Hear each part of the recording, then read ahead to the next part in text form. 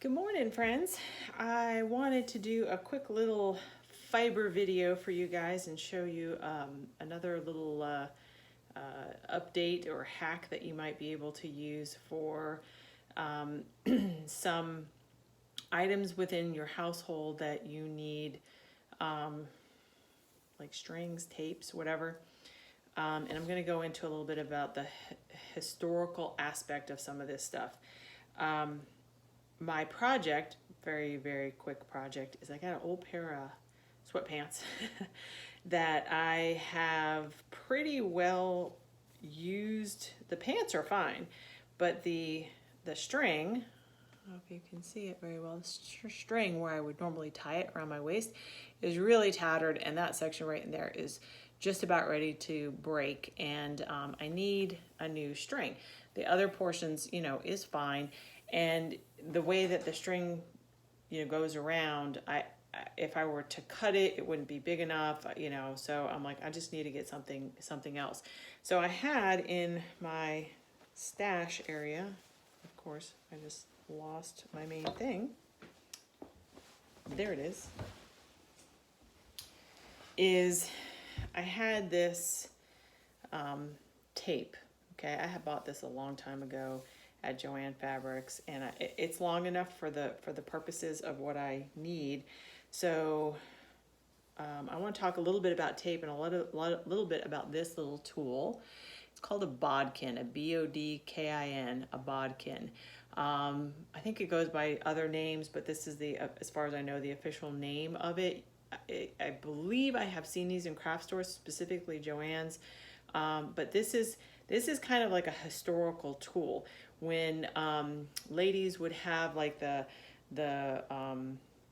bodices that had the lacing and stuff, and you had to have something like this in order to lace that whole thing, because the tape was very long, and you needed to have almost like a handle, a super long needle to get it to go through. So with sweatpants where you've got to fish this thing all the way through, or say you have a hoodie and the hoodie string breaks and you need to fish in a new hoodie or what have you, this is a really handy little thing. They're only a couple of bucks to be able to use, so that you can not just say, oh well, the string's broken and I can't figure out how to get a new string in there. I know people will use like safety pins and stuff like that. It does basically the same thing. It's something that you can grab as you're going through, but this goes really quick. So let me show you. So this is kind of wide for the hole, so I'm just going to put that in half, get a good amount threaded through. And this has 2 holes here. Take one, doesn't matter, and just start pushing it through. And then you're going to have to start to thread it and fish it all the way through. So you scrunch it up, and then you pull it back, scrunch it up, pull it back, scrunch it up, pull it back, as you keep going around and around and around. And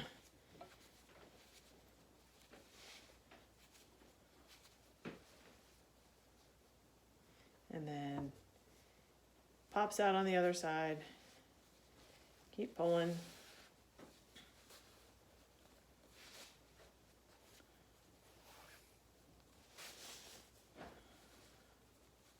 Basically try and make it even.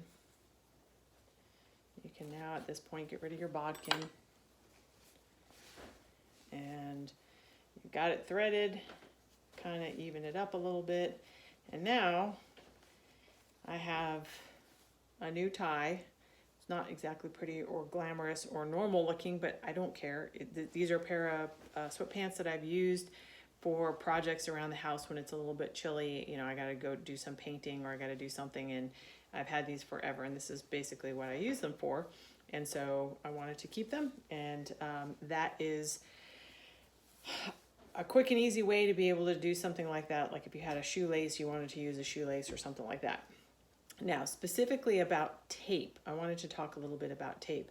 As we have found in recent months here, this is June of 2020, that we had a lot of businesses in the last couple months and even still today that are closed.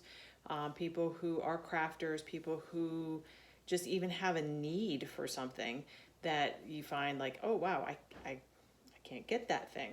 So making things is oftentimes pretty handy because you don't have to rely on somebody else, a distributor, whatever. You get a little bit of head knowledge and hand knowledge to be able to make something.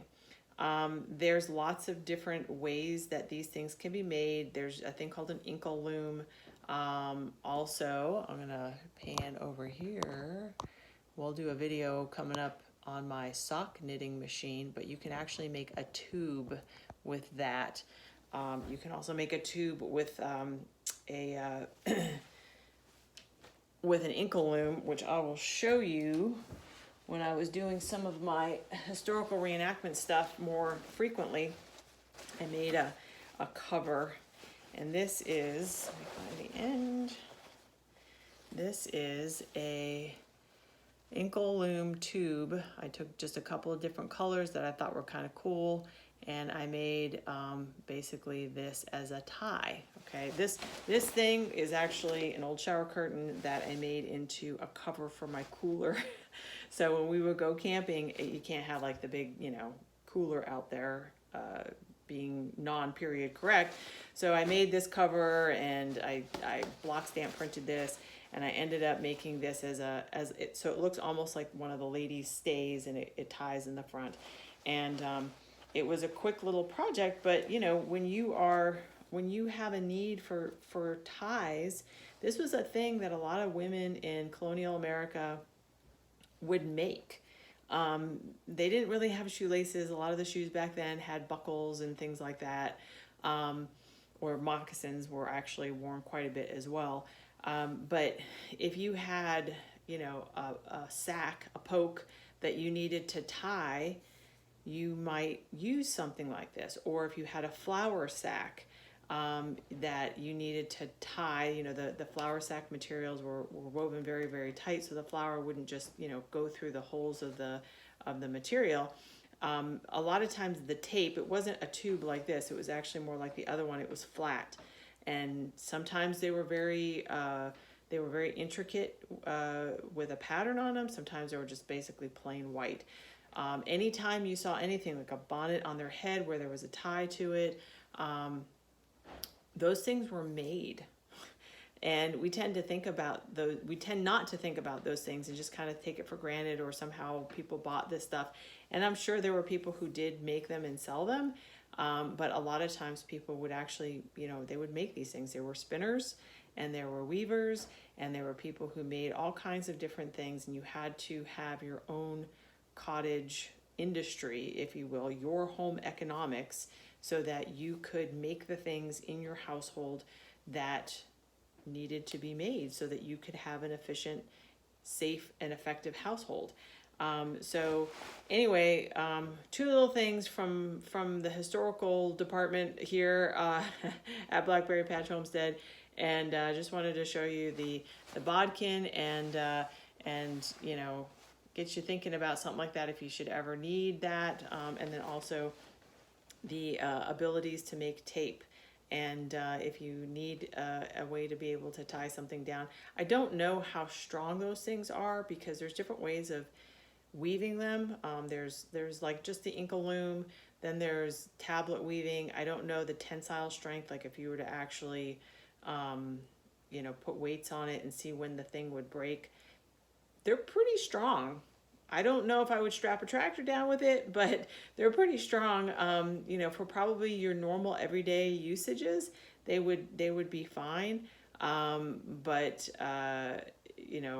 one day I might go ahead and do that and do an experiment just to see how much weight those things can actually take. But anyway, that's it for today. I hope it was helpful for you. And remember, you are the gold. Take care, y'all. Bye.